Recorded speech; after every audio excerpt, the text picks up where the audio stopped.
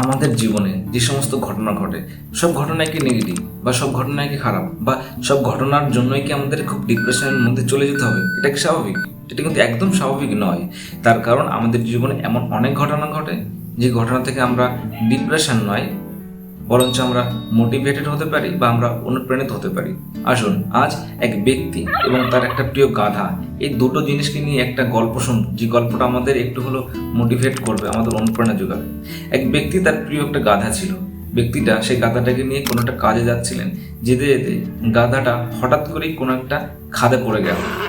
খাদটা একটু গভীর ছিল, যার ফলে সেই ব্যক্তিটা গাধাটাকে তোলার জন্য অনেক চেষ্টা করছেন। গাধাটাকে কোনোভাবেই তিনি সেই গর্ত থেকে তুলতে পারছেন না।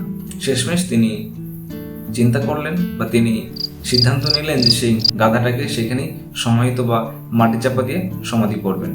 এইভাবে কি হলো, সেই ব্যক্তিটা গাধাটার উপর থেকে মাটি ফেলতে শুরু করলেন, যার ফলে গাধাটার উপরে যে মাটি পড়ছিল সেই গাধাটা সেই মাটিটাকে ঝাড়ি দিয়ে মাটিটাকে ফেলে দিচ্ছিল। এইভাবে বারবার ওই ব্যক্তিটা গাধাটার উপরে মাটি ফেলছে আর গাধাটা ঝাড়ি মেরে সেই মাটিটাকে নিচে ফেলে দিচ্ছে।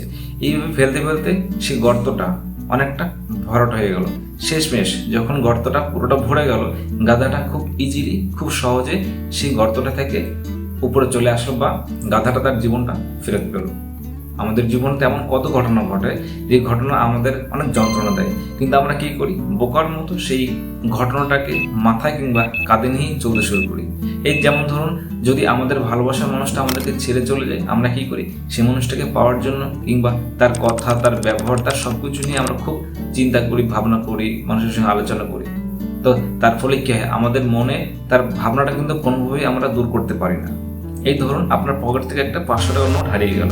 এবার আপনি যদি সেই 500 টাকার নোটের কথা চিন্তা করতে থাকেন যে টাকাটা কি করে হারালো, কোথায় হারালো, কিভাবে পাবো, কেন পাবো না, এই সমস্ত চিন্তা যদি করেন, তাহলে কি আপনি সেই টাকাটাকে ফিরে পাবেন?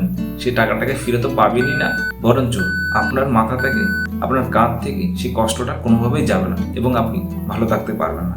সুতরাং আমাদের জীবনে এমন অনেক ঘটনা থাকে, সেই ঘটনা থেকে আমরা শেখা উচিত বা নতুন কোনো পথ খুঁজে নেওয়া উচিত, যার ফলে সেই ডিপ্রেশন তো দূরের কথা, বরঞ্চ সেই ঘটনা থেকে আমরা অনেক অনুপ্রাণিত হতে পারি, আমরা সঠিক পথ দেখতে পারি।